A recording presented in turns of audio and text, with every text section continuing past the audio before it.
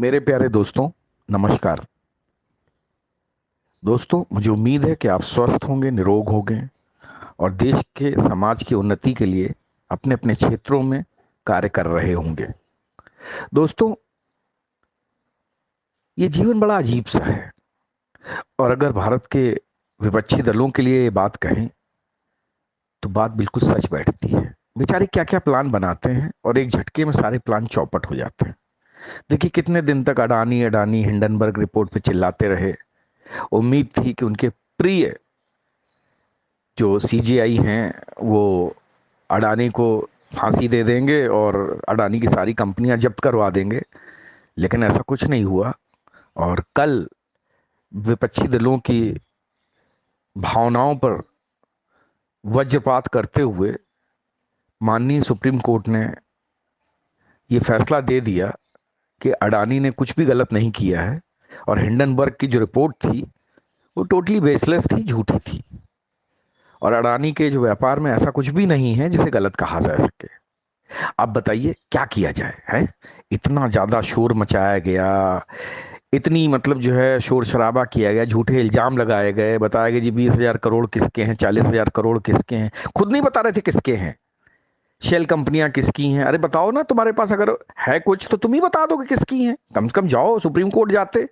Supreme court ने खुद ही जो है अपनी तरफ से जो है स्व संज्ञान लेते हुए जो है इस पे कमेटी बनाई, जांच कराई।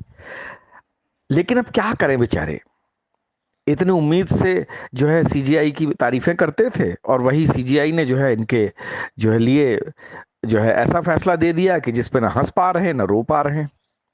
और यूट्यूब पे जो है जो यूट्यूबर हैं जो बेचारे लगे रहते थे इसी अडानी हिंडनबर्ग रिपोर्ट पे अपनी रोटियां बनाने में, वो बेचारे अब ना तो कुछ बोल पा रहे हैं, उल्टे अब सुप्रीम कोर्ट को ही उन्होंने कोसना शुरू कर दिया है।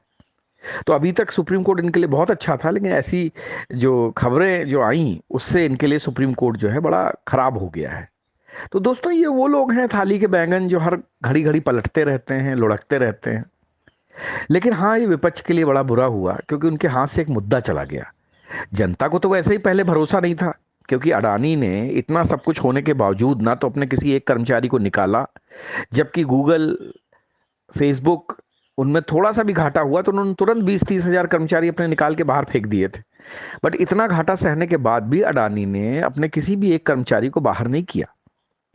तो इससे पता चलता है कि अडानी देश की प्रगति में कितने सहायक हैं और देश के लिए अपने स्व मतलब कहते नहीं कि अपने स्वदेशी उद्योगपति का होना कितना जरूरी है। वरना यही अगर फॉरेन का ही कोई अगर कंपनी होती तो सबको निकाल के बाहर फेंक दी होती और बोरिया बिस्तर समेट के निकल गई होती। तो दोस्तों, याद रखिए, जो देश का है वो अपना है। वो चाहे जैसा भी होगा, वो अपने देश समाज की उन्नति के लिए, अपने लोगों की उन्नति के लिए रात दिन खड़ा होगा। और ये जो पार्टियां हैं, इनको विदेशी उद्योगों से कुछ लेना देना नहीं है। हिंदुस्तान यूनिलीवर से इनको कोई लेना देना नहीं, उसके बारे में मुंह नहीं खोलेंगे।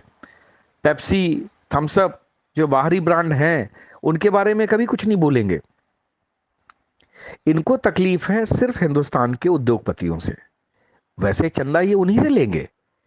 क्या आपको पता नहीं है कि अडानी के बहुत सारे उद्योग हैं जो कांग्रेस शासित राज्यों में चल रहे हैं, ममता बनर्जी के राज्यों में चल रहे हैं, पंजाब में चल रहे हैं।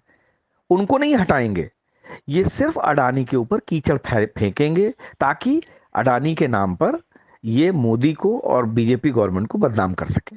खैर, अब इनके हाथ से ये भी मुद्दा निकल गया है। अब देखिए अगला नया मुद्दा 2024 के चुनाव से पहले क्या आता है।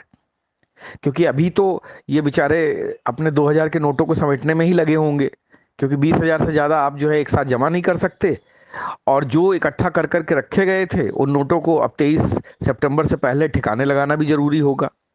तो दोस्तों, मनोरंजन चालू है। एक एक करके बहुत सारी परतें खुलेंगी इस देश का, समाज का, जिससे भला हो। मुझे लगता है कि सरकार को वही कदम उठाने चाहिए। और अडानी जी को क्लीन चिट मिल गई है, सुप्रीम कोर्ट ने भी हाँ बोल दी है। तो अब देखते हैं आगे माननीय श्री राहुल गांधी जी क्या कहते हैं, क्या नया खुलासा करते हैं। तो तैयार हो जाइए। जय हिंद, जय भारत।